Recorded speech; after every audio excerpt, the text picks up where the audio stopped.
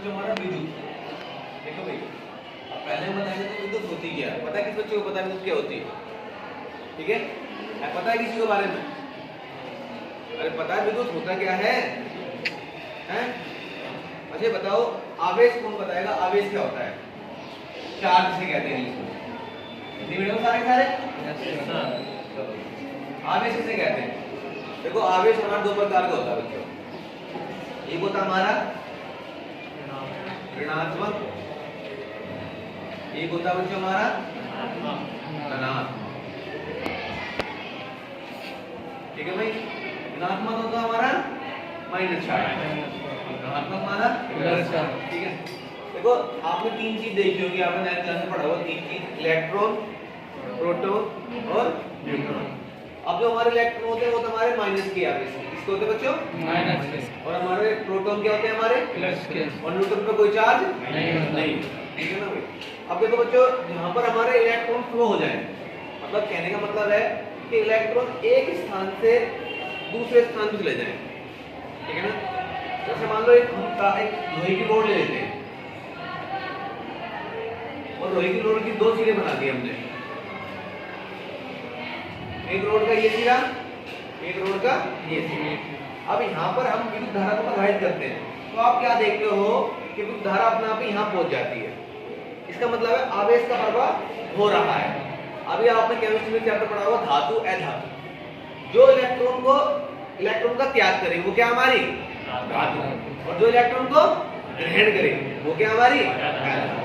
अब देखो मान लो मैं कहीं हमारे एक लकड़ी का टुकड़ा लेता हूँ और लकड़ी का टुकड़ा में आपने को यहाँ धारा प्रवाहित करी और आप यहाँ पकड़ोगे तो आपको करंट नहीं लगेगा, लगेगा तो नहीं। मगर आप इस लकड़ी के टुकड़े को पानी में भिगो दो और पानी में जब भिगोगे आप इसको और पानी में जब आप यहाँ करंट लगाओगे तो आपको तुरंत यहाँ करंट लग जाएगा, हाँ या ना? yes, इसका मतलब है क्या होता है, क्या हो जाता है उसमें तुरंत। सूखी लकड़ी में करंट नहीं लग रहा, मगर आप लकड़ी को गीली करोगे तो तुरंत क्या होगा? आपको करंट लग जाएगा। कारण क्या है? देखो हमारे अंदर जो हमारे पानी है, पानी के अंदर क्या है? हमारे इलेक्ट्रॉन है। तो यहाँ पर जैसे आवेश कर रहा तो आवेश का प्रवाह होना स्टार्ट हो गया। ठीक है ना? अब देखो आप हेडिंग बनाओ विद्युत धारा, बना पड़ा विद्युत धारा हेडिंग।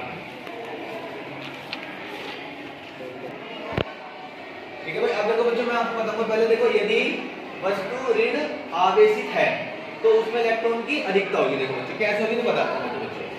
अभी आपने क्या देखा बच्चों कि जो हमारे इलेक्ट्रॉन होते हैं वो कैसे होते हैं भाई? इलेक्ट्रॉन हमारे माइनस के होते हैं, नहीं होते इलेक्ट्रॉन। देखो उसने कहा यदि वस्तु ऋण आवेशित है तो कोई वस्तु रख लो हमने यहाँ पर, कोई हमने देखा वस्तु पे कोई भी चार्ज नहीं है, कोई भी न्यूट्रल है बिल्कुल।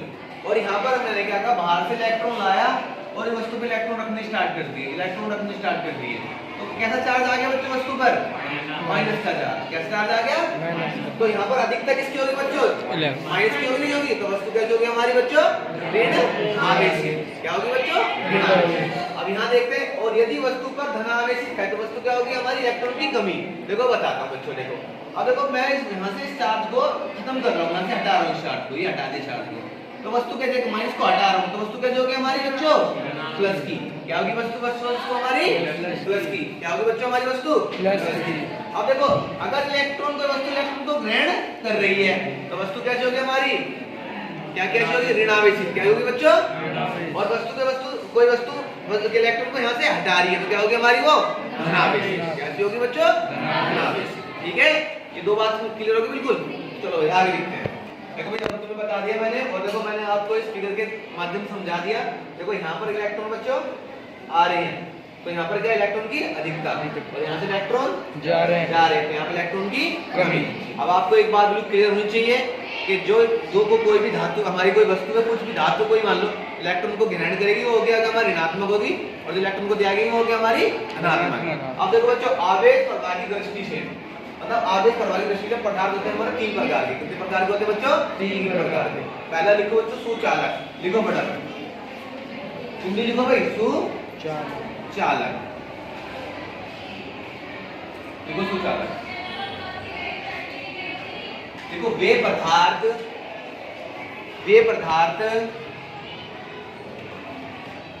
जिनमें इलेक्ट्रॉन का प्रवाह वे पदार्थ जिनमें इलेक्ट्रॉन का प्रवाह एक स्थान से दूसरे स्थान तक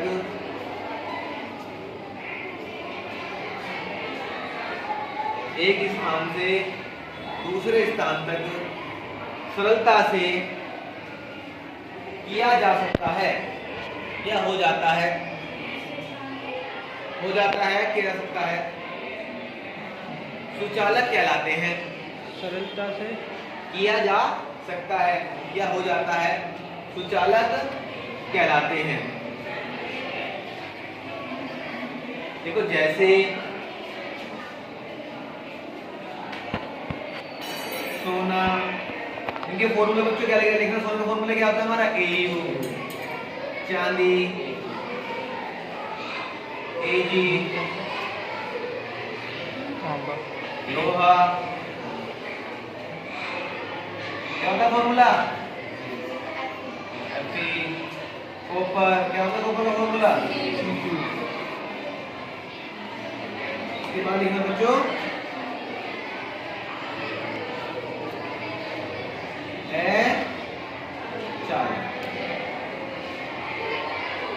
देखो वे पदार्थ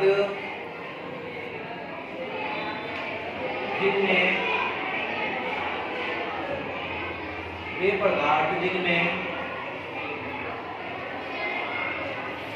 आवेश का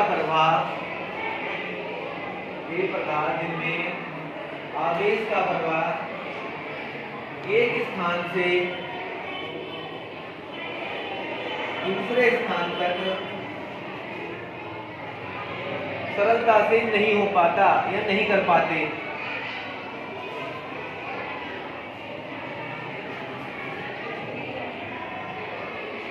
अचालक कहलाते हैं। क्या कहलाते हैं बच्चों? अचालक कहलाते हैं। देखो जैसे लकड़ी, रबड़ इत्यादि, लकड़ी रबड़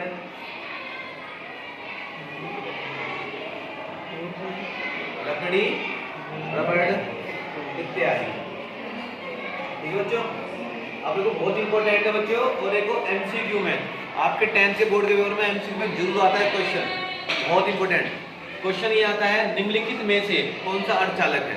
तो अर्धचालक की परिभाषा बड़े लिखना, ठीक है। लिखो पहले हेडिंग बनाओ अर्धचालक, पहले हेडिंग बनाओ अर्धचालक।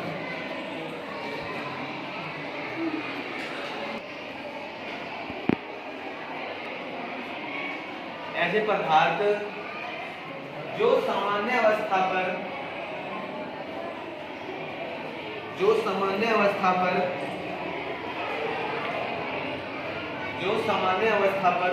विद्युत का चालन नहीं करते, ऐसे पदार्थ जो सामान्य अवस्था पर विद्युत का चालन नहीं करते,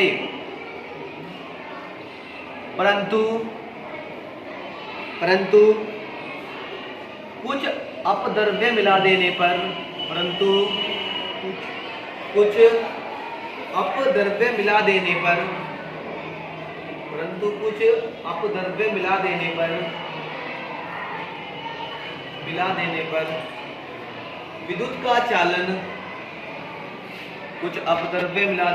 विद्युत का चालन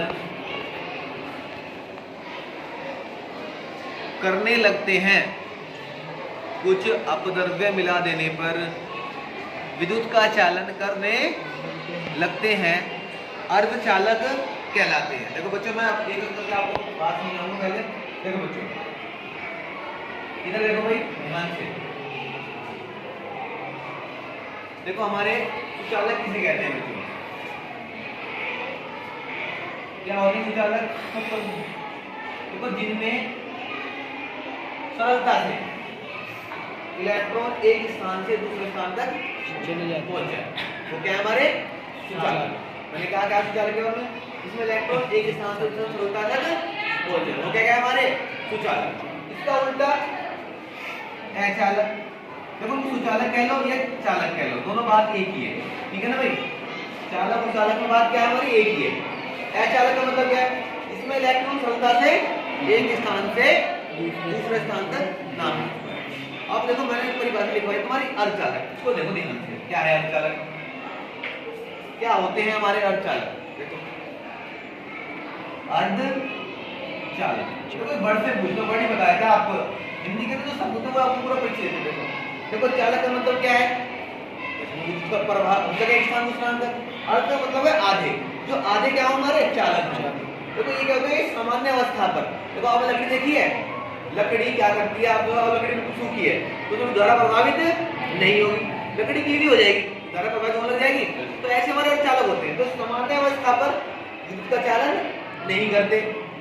अब जैसे इसमें कुछ अपद्रव्य मिला दो, जर्मेनियम मिला दिया, सिलिकॉन मिला दिया, ठीक है, और क्या मिला दिया, सिलिका मिला दिया, तो ये क्या करें चालन करना स्टार्ट कर। देखो बड़े इंपॉर्टेंट है, क्वेश्चन ही आता है एमसीक्यू पेपर में बहुत ज्यादा भर के आता है कि निम्नलिखित में से कौन सा अर्धचालक है।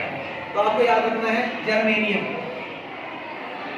जर्मेनियम क्या सूत्र होता है जर्मेनियम का, जी। इसके बाद सिलिकॉन, इसके बाद और क्या होता है, क्या तीन नहीं होता, जर्मेनियम में सिलिकॉन है, एक और है, कौन है बताओ कौन सा है भाई, चलो दो ही लिख लो।